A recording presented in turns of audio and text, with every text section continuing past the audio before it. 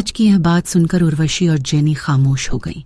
दक्ष बस राज का हाथ पकड़कर उसे शांत करने की कोशिश करती है, लेकिन उसकी आंखों में भी समीर के लिए नाराजगी साफ दिख रही थी। कैंटीन का माहौल अब पूरी तरह गर्मा चुका था।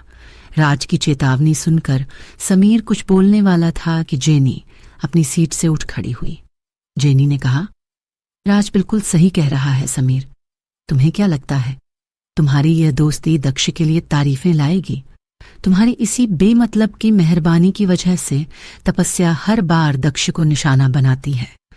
उर्वशी ने गंभीर आवाज में कहा, देखो समीर, हम सब जानते हैं कि तपस्या किस हद तक जा सकती है। आज उसने एनुअल फंक्शन का चैलेंज दिया है, कल वो कुछ और करेगी। अगर तुम्हें सच में दक्ष की परवाह है तो जैसा उसने कहा वैसा ही करो। उससे दूर रहो। उसे तुम्हारी इन बधाइयों की जरूरत नहीं है। राज, जेनी और उर्वशी तीनों एक साथ दक्ष के सामने एक दीवार की तरह खड़े हो गए। दक्ष की आंखों में तनाव साफ दिख रहा था। वह नहीं चाहती थी कि बात इतनी बढ़े, लेकिन उसे पता था कि उसके दोस्त उसकी भलाई के लिए ही बोल रहे हैं।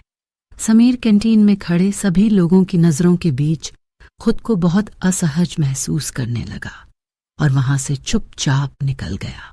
राज गुस्से में तेजी से आगे बढ़ रहा था, जबकि उर्वशी, जेनी और दक्ष उसके पीछे पीछे आ रही थीं। कैंटीन से बाहर निकलते ही दक्ष ने राज को रोका।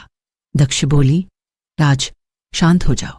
तुमने जो कहा वो सही था, लेकिन ऐसे बीच कैंटीन में गुस्सा करने से बात और बढ़ेगी। राज बोला, बड़े तो बड़े दक्ष, मुझे उस समीर की हरकतों पर चिढ़ होती है। उसे पता है कि तपस्या कितनी पॉजिटिव है, फिर भी वह बार बार तुम्हारे पास आता है। अब खामियाजा तुम्हें भुगतना पड़ रहा है उस चैलेंज के रूप में। उर्वशी ने कहा, राज सही कह रहा है दक्ष, लेकिन अब हमें इस बारे में सोचना छोड़कर आगे का सोचना चाहिए।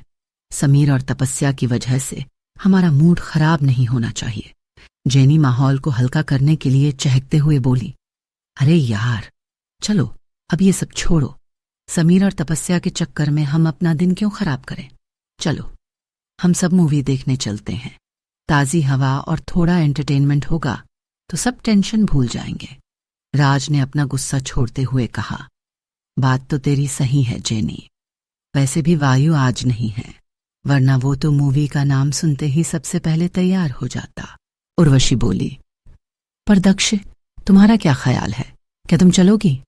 दक्ष ने थोड़ी देर सोचकर मुस्कुराते हुए कहा, हाँ, चलिए चलते हैं। वैसे भी मुझे भी थोड़ा सा बदलाव चाहिए।